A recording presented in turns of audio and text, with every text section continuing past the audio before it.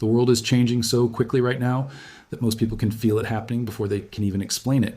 Something feels different. The financial system feels unstable.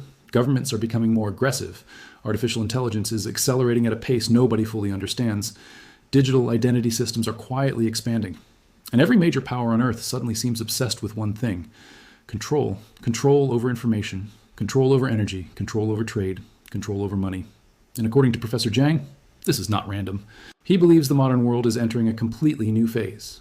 A phase where artificial intelligence, digital surveillance, financial tracking, and geopolitical instability all begin merging together into one giant system. Not years from now, right now.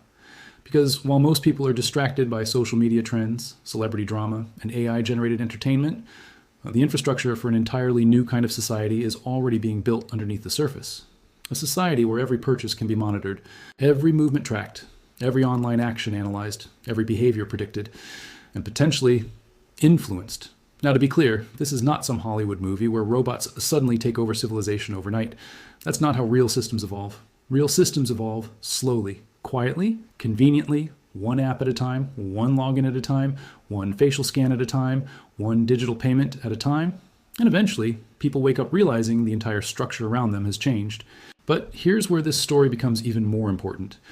Because at the exact same moment governments are moving toward more digital control, Bitcoin keeps growing, not disappearing, not fading away. Despite attacks, despite bans, despite ridicule, despite volatility. And some investors now believe that's not a coincidence. They believe Bitcoin may be evolving into something much bigger than a speculative asset, something bigger than digital gold. Potentially the first truly global escape hatch from centralized financial control. And whether you agree with that or not, the signals coming from around the world are becoming impossible to ignore. Because when sanctioned nations, collapsing economies, hedge funds, institutions, and ordinary people all begin searching for alternatives at the same time, it usually means the system underneath them is starting to crack. And tonight, we need to talk about why. A quick note: this video is for educational and informational purposes only. Nothing discussed here constitutes financial, legal, or investment advice. Cryptocurrency markets are highly volatile. Always conduct your own research and consult a qualified financial professional before making any investment decisions. Welcome to the Wealth Continuum. If this is your first time here, you're in exactly the right place at exactly the right time. Hit subscribe so you never miss what the financial world doesn't want you to figure out on your own. Let's go back to February 2022. Russia invades Ukraine. The Western response shocks everyone watching. Not because of the military response, because of the financial one. Within days, nearly $300 billion in Russian sovereign reserves, money that Russia had been legally accumulating for years and storing inside globally trusted institutions, was frozen. Just like that. Gone. Not because of fraud, not because of bankruptcy, because of politics. Swift access cut. Banks locked out. The financial rails that Russia had trusted for decades were weaponized overnight. Now pause for a second. Think about what that message sent to every single government on Earth. If your reserves sit inside someone else's system, those reserves can be taken. If your banks rely on someone else's rails, those rails can be switched off. Your money is only yours until it isn't. And the response from the rest of the world? Panic. Quiet, calculated, methodical panic. Central banks globally started buying gold at record levels. The BRICS bloc began accelerating conversations about alternative settlement systems. Countries that had never questioned the dollar-dominated order suddenly started asking out loud, what happens to us if we're next? If you think more people need to understand what really happened in 2022, because this is the event that changed the psychology of global finance, and almost nobody talked about it properly. Here's the deeper question nobody's asking. If financial systems can be weaponized against entire nations, what does that tell you about the systems being built for individual citizens? Stay with me, because the next part is where this story becomes personal. By the way, what are you doing while watching this video? Cooking? Working late? Just stumbled across this at midnight? Drop it in the comments. I genuinely love knowing who's in the room with me. Here's a number I need you to sit with. According to the OECD's Global Debt Report released earlier this year in 2026, governments and corporations worldwide are set to borrow $29 trillion from bond markets this year alone. That is 17% higher than just 2 years ago and double what it was a decade ago. Double in 10 years. The United States alone carries a national debt of over $39 trillion, representing roughly 119% of its entire GDP. And that figure is growing by hundreds of dollars per second, every second you're alive. Japan? 230% of GDP. China? $18 trillion and accelerating. The entire world, according to the Institute of International Finance, crossed $346 trillion in total global debt by the third quarter of 2025. Let me say that slowly. $346 trillion. That is not a manageable number. That is not a number governments fix by tightening their budgets. That is a number that historically resolves in one of a very small number of ways. And none of those ways are painless for ordinary people who save in traditional currencies. Now think about what this debt spiral does to governments' incentives. When governments can't pay their bills without printing, they print. When they print, currency loses value. When currency loses value, real savings are quietly stolen from people who trusted the system. It's the oldest trick in the book, and it's accelerating. Ray Dalio has called this dynamic a big debt crisis. Macro analysts from New York to Singapore have warned about the same trajectory for years. The debt clock doesn't stop. The interest expenses don't stop. The only question is, what do you hold when the debasement becomes impossible to ignore? This is where Bitcoin enters the picture, not as speculation, but as a response to a structural problem. Ask yourself this right now. If you knew with mathematical certainty that the currency you're saving in would lose 30, 40, 50% of its purchasing power over the next decade, what would you do differently today? Think about that. I'll come back to it. Here's what they're not telling you about artificial intelligence. The conversation in mainstream media is almost entirely about productivity, jobs, chatbots, image generation. It's all exciting. It's all real. But it completely misses the more important transformation happening underneath. AI is becoming the connective tissue of control systems at a scale that has never existed before in human history. Let me explain what I mean. For decades, surveillance meant watching, cameras on streets, logs of phone calls, databases of flagged individuals. That kind of surveillance was always limited by one thing: human capacity to analyze it. There are only so many analysts, only so many hours, only so many resources to process what's collected. AI eliminates that limitation entirely. Now it doesn't matter how much data is collected. AI doesn't get tired. It doesn't need lunch breaks. It doesn't run out of attention.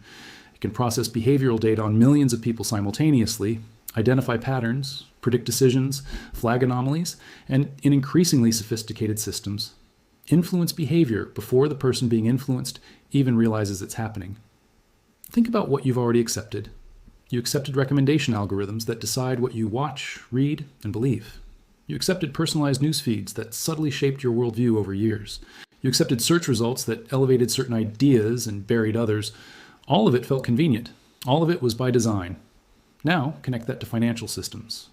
China's digital yuan, the ECNY, has already processed more than 3.4 billion transactions, worth approximately $2.3 trillion in equivalent value through its retail pilot as of late 2025. The system is deeply embedded in public transit, government payments, and retail shopping. This isn't science fiction. This isn't a theory. This is a live operating system that links identity, payment, location, and behavior inside one integrated infrastructure. And across the world, 146 countries representing 98% of global GDP are now actively exploring their own versions. 41 CBDC pilots are underway right now, today, as you watch this. But here's where this gets really concerning. The mBridge cross-border platform, which connects China, UAE, Hong Kong, and Thailand, has seen transaction volumes surge to over $55 billion, a 2,500-fold increase since early 2022 pilots. And the ECNY makes up more than 95% of all settlement volume on that network. What does that tell you about whose digital currency rails are winning the global race? Pause on that thought, because the next section is where everything connects. I want you to really understand what programmable money means, because the phrase sounds technical and boring, and that boredom is exactly why most people will sleep through the most important financial transition of their lifetimes. Traditional cash is dumb, in the best possible way. A banknote doesn't know who's holding it. It doesn't know what you're buying. It doesn't know when it was last used or what the government thinks about the transaction. Cash just exists, and that simplicity gives you something incredibly valuable: freedom. Programmable digital currency is the opposite of that. Programmable money can carry conditions. It can be set to expire if not spent by a certain date, a policy already being discussed by economists to force stimulus spending. It can be restricted to certain categories of purchases. It can be automatically withheld from individuals flagged by a system. It can be issued in real time and revoked in real time. And critically, it can be connected to your identity, your behavior profile, and your AI-generated risk score. In October 2025, the European Parliament introduced a draft proposal that would make acceptance of the digital euro mandatory, limit how much people can hold, and restrict what holders can convert their CBDC into. The European Central Bank has officially moved to its next technical readiness phase, targeting a potential full launch by 2029. That's not a conspiracy blog. That's publicly available legislative language from one of the world's largest economies. Now, I'm not here to tell you these systems will automatically be abused. I'm asking you to think about something history teaches with brutal consistency. Every system capable of being used as a tool of control eventually faces pressure to be used exactly that way, especially during crisis. And the next decade is already full of crisis signals. Geopolitical fragmentation, debt spirals, social instability, economic inequality, AI disruption of labor markets. Crisis is the moment when governments reach for whatever tools they have. And if the tool they have is a real-time, AI-assisted, programmable financial system linked to your identity, what do you think gets reached for first? Comment below. Does programmable money scare you, or do you think it's just more efficient banking? I genuinely want both sides of this conversation in the comments right now. How's the weather where you are right now? Sun out? Middle of the night? Whatever it is, drop it below. And keep watching. Because the next part is where Bitcoin's role in all of this finally makes complete sense. Let me ask you something uncomfortable. If you woke up tomorrow and your bank account was frozen because of a transaction the algorithm didn't like, a comment the system flagged, or a political position the current government found inconvenient, what would you do? For most people, the honest answer is nothing, because there is nothing to do. The money lives inside a system controlled by entities you have no power over. Bitcoin was built in response to exactly that vulnerability, not in response to inflation, though it addresses that. Not in response to volatility, though critics obsess over that. Bitcoin was built in response to centralized financial control. Full stop. Here's what makes Bitcoin structurally different from every other financial asset in existence. There will only ever be 21 million Bitcoin. Ever. That isn't a policy decision that can be reversed by a board vote or a government decree. It's written into the mathematical code that every participant on the network independently enforces.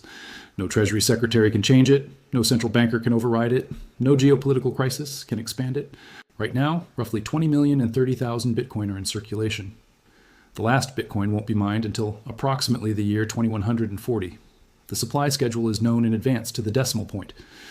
When was the last time any government anywhere in the world could credibly promise you that? There is no CEO of Bitcoin. There is no headquarters that can be raided. There is no central server that can be shut down. The network exists across hundreds of thousands of nodes globally, and as long as more than one of them is running, Bitcoin continues. That's why it has survived China banning it multiple times, survived governments around the world declaring it dangerous, survived every bear market, every regulatory attack, every media campaign insisting it was finished. Bitcoin doesn't need anyone's permission to exist. And in a world building toward AI-connected, programmable, identity-linked financial infrastructure, that permission-free existence may become the most important property any financial asset can offer. Subscribe if you want to keep going deeper on where money, technology, and freedom are headed. Because the wealth continuum is just getting started, and you need to be part of this conversation before the mainstream catches up. Here's the geopolitical layer most financial channels completely ignore. The competition between nations right now is not primarily about military hardware. It's about AI infrastructure. And whoever wins the AI infrastructure race may end up writing the financial rules for the entire planet. Think about what AI actually gives the winner. Control over the most powerful financial monitoring systems ever built. Dominance in the narrative layer, what people read, watch, and believe. The ability to optimize military logistics, supply chain coordination, and energy management at a level no human bureaucracy can match. And critically, the ability to build and operate the digital currency rails that the rest of the world becomes dependent on. That's why every major superpower is pouring unprecedented resources into AI right now. In 2025, just 9 major AI players raised $122 billion from bond markets alone, nearly half of all technology firm issuance globally. They have projected capital expenditures of $4.1 trillion between 2026 and 2030. $4.1 trillion. Just for AI infrastructure build-out from 9 companies. This isn't a technology trend. This is civilization-scale infrastructure being built at speed. And here's the uncomfortable question you need to sit with. If the AI race produces deeply centralized winners, if one government or one small group of entities ends up controlling the most powerful AI systems, what does that mean for the financial systems those AI engines are being connected to? What does that mean for a world where CBDCs are operational, where behavioral data is comprehensive, and where the entity controlling the AI also controls the rails your money moves through? I'm not predicting dystopia. I'm asking you to think seriously about optionality, about what it means to have access to financial systems that exist outside whoever wins that race. Because Bitcoin doesn't care who wins the AI race. Bitcoin doesn't care which government is currently in power. Bitcoin doesn't care about geopolitics, sanctions, or political wins. It just runs. We are at an actual inflection point right now. Not theoretically, not metaphorically, structurally. On one side of the fork, more integration, more efficiency, more convenience, and progressively deeper centralization. AI systems connecting financial data, identity systems, behavioral profiles, and programmable money into one seamless, frictionless experience. Governments will call it modernization, and many of the benefits will be completely real. On the other side, decentralized alternatives, Bitcoin, self-custody, open source networks, financial tools that operate outside the permission of any single controlling entity. Here's what most people get wrong about this choice. They think it's binary, that they have to pick one world or the other, that accepting mobile payments means surrendering to surveillance, or that holding Bitcoin means rejecting all modern financial infrastructure. That's not how this works. The real choice is about what you hold as an exit, what you keep outside the centralized system as insurance against the possibility, just the possibility, that concentrated power doesn't stay limited forever. History doesn't give us examples of systems that became more centralized and more powerful, and then voluntarily released that power. It gives us the opposite. Power expands, systems normalize, and populations that were compliant at the beginning find themselves unable to opt out later.